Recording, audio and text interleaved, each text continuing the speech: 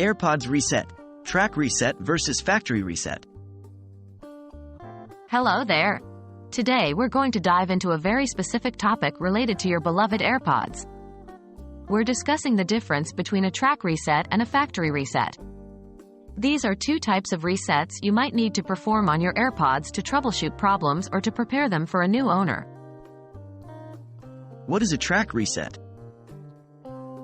A track reset for AirPods is a function that comes into play when you're listening to your audio tracks. When your AirPods are not behaving correctly with the pause and play functionality, or if they are not playing audio correctly, a track reset is what you perform to fix these issues.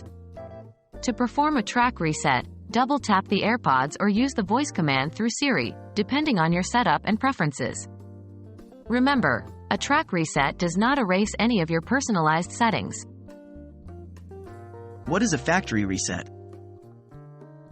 On the other hand, a factory reset is a more radical step. It's what you do when your AirPods are showing serious problems, like not connecting to your iPhone or other device, or not charging properly. Performing a factory reset will restore your AirPods to their original settings, the way they were when you first took them out of the box. It will remove any settings you have personalized, such as the name of your AirPods and your preferences for the double-tap controls.